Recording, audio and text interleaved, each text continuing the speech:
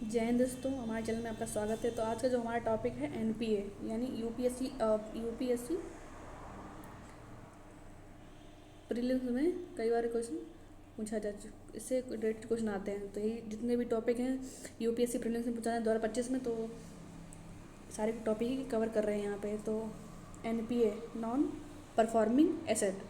तो एनपीए जो होता है वे ऋण होते हैं जिनका भुगतान 90 दिनों या उससे अधिक समय तक नहीं किया गया है। तो बैंकिंग प्रणाली में एनपीए गंभीर समस्या है और यह बैंकिंग वित्तीय स्थिरता को प्रभावित करना है। यानी जो एनपीए जो होता है, अगर कोई ऋण जो है 90 दिन से अधिक समय 90 दिन से अधिक समय आप अगर 90 दिन से अधिक समय नहीं तक अगर चुका पाते हैं तो आपका एनपीए में तब्दील हो जाएगा। तो एनपीए को जो राशि कितनी एनपीए में जो कितना कितना ऋण होना चाहिए, 1 लाख से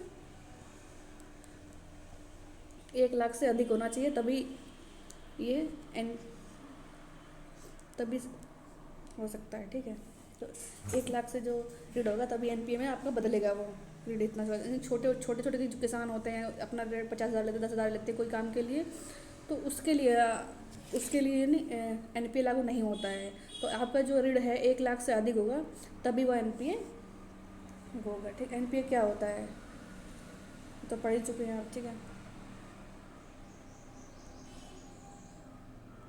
एनपीए 90 दिन से अधिक, ठीक है, तो ऊपर हो ही चुका है। ठीक है, यहाँ पे कोई उधारकर्ता लगातार ब्याज धन इंटरेस्ट और प्रिंसिपल नहीं चुकाता है तो उसका एनपीए को कर दिया जाता है। ठीक है, इसका एनपीए का प्रकार देखते हैं, पूछा जाता है एनपीए प्रकार कितने होते हैं। भारतीय रिजर्व बैंक द्वारा निर्धारित एनपीए को 3 श्रेणी में विभाजित किया। सब स्टैंडर्ड एसेट जो ऋण जो होते हैं 12 महीनों तक एनपीए की श्रेणी में रखते हैं, उन्हें सब स्टैंडर्ड कहते हैं। यानी एनपीए अगर होगा तो वह 90 डेज होगा। ठीक है, 90 डेज होगा।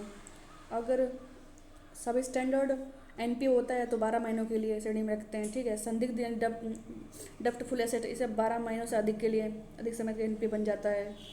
ठीक है, कर्ज बहुत कम आना, समय वापस मिलने की कम होती है। हानि यानी लॉस एसेट, वे ऋण होते हैं जिन्हें बैंक और आरबीआई द्वारा पूरी तरह डूबा हुआ मान लिया जाता है। इसमें बैंक को कम या शून्य पुनर्भुगतान की उम्मीद रहती है। ठीक है, तो यानी एनपीए 90 दिन हो जाएगा और सब स्टैंडर्ड हो जाएगा। 12 महीनों से अधिक आप ऋण नहीं चुकाते हैं तब सब स्टैंडर्ड में बदल जाएगा। और डाउट प्लेस से 12 महीने से अधिक हो जाएगा। और लॉस एसेट में से आपको आरबीआई समझ जाती है कि यहाँ पे कि जो ऋण है वो डूब जाता है और जमा नहीं कर सकते हैं, चुका नहीं सकते हैं। तो एनपीओ बढ़ने के कारण क्या होता है, आर्थिक मंदी कराती है। ठीक है, गलत रणनीतियाँ होती हैं, बैंकों द्वारा बिना उचित के जोखिम लेना, कॉरपोरेट सेक्टर में बड़े बड़े ऋण देने जल वसूली की असफलता। ठीक है, तो राजनीतिक सत्ता से कई बार जो होते हैं राजनीतिक प्रभाव के कारण माफ़ करने की नीतियाँ एनपीओ को बढ़ा देती हैं। जैसे कि सरकार जो बनती है उसको कहते हैं कि 1 लाख हम आपका लोन लिया है तो आपको माफ़ कर देंगे। तो यहाँ पे जो, ठीक है, एनपीए में समस्या आती है। प्राकृतिक आपदा सूखा है, बाढ़, भूकंप है, किसानों को व्यय ऋण चुकाने की क्षमता प्रभावित कर देती है। जैसे कि किसान ने कोई उधार पैसा लिया है तो सूखा या बाढ़ भूकंप आ गया तो वह चुका नहीं पाता है। कॉर्पोरेट घोटाले होते ही रहते हैं, ब्याज दरों में बढ़ोतरी। ठीक है, एनपीए का प्रभाव बैंकिंग प्रणाली पर असर डालता है। ठीक है, जिससे कि एनपीए बढ़ने से कम पूंजी आती है, जिससे वह नए नए ऋण देने में असमर्थ होते हैं। ठीक है, अर्थव्यवस्था पे आती है, अर्थव्यवस्था पर असर होता है, हम लोगों पर असर होता है। एनपीए को कम करने के लिए कौन कौन से प्रयास हैं। Government measures to reduce NPA. तो सार्फेस एक्ट आपको आप पहले ही आगे पढ़ा चुके हैं। तो सार्फेस एक्ट जो बता है जो बैंकों को अधिकार दिया गया कि वो ऋण वसूली के लिए गिरवी रखी वस्तु संपत्तियां जब्त कर सकते हैं। जैसे उन्होंने ऋण लिया है तो उसी जगह पर आप संपत्तियां जब्त कर लेते हैं। सार्फेस एक्ट में आपका ऐसा कहा गया। तो ऋण वसूली न्यायाधिकरण डीआरटी डेप्ट रिकवरी ट्रिब्यूनल, यह न्यायाधिकरण बैंकों को वित्तीय संस्थानों को तेजी से ऋण वसूली में मदद करता है। ठीक है, दिवालिया संशोधन। ठीक है, तो बैंक के पुनर्पूंजीकरण बैंक। ठीक है, तो सरकार ने 2017-18 में दो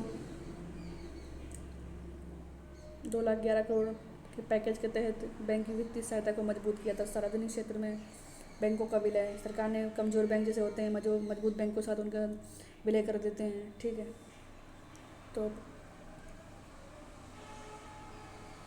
एनपीए से जुड़े प्रमुख आंकड़े यहाँ पे देख लेते हैं। तो आरबीआई की विस्तृत स्तर तक फाइनेंशियल स्टेबिलिटी रिपोर्ट एफएसआर में बताया गया है कि भारतीय बैंकों का सकल एनपीए ग्रॉस एनपीए मार्च 2023 तक 5.9%, जो कि पहले की तुलना में बहुत कम हुआ था। तो विश्व बैंक के आईएमएफ को भारतीय बैंक प्रणाली के एक प्रमुख खतरा बन गया है। तो यूपीएससी में रिलेटेड क्वेश्चन पूछ जा सकते हैं, ठीक है, क्योंकि आप क्वेश्चन पढ़ लीजिएगा निष्कर्ष, ठीक है। तो एनपीए को बैंकिंग प्रणाली की गंभीर चुनौती है और सरकार और आरबीआई इस समस्या को हल करने की लगातार प्रयास कर रहे हैं। हाल ही के वर्षों में सरकार एक्ट जो होता है आरबीआई का, बैंकों का विलय, पैसे एक्ट, उपायों को एनपीए कुछ हद तक की राहत मिली है, ठीक है। तो अब फिर रिकॉल करते हैं, जो एनपीए होता है 90 दिन से जो अधिक ऋण 90 दिन से अगर ऋण होता है नहीं चुका पाते हैं तो उन पर एनपीए लागू हो जाता है, ठीक है। सब स्टैंडर्ड एनपीए, तो सब स्टैंडर्ड जो एनपीए होता है उसमें आपसे 100 यानी 12 महीने जो होते हैं उससे आप ऋण नहीं चुकाते तो सब स्टैंड बन जाएगा। और डफ्टफुल 12 से डफ्टफुल जो होता है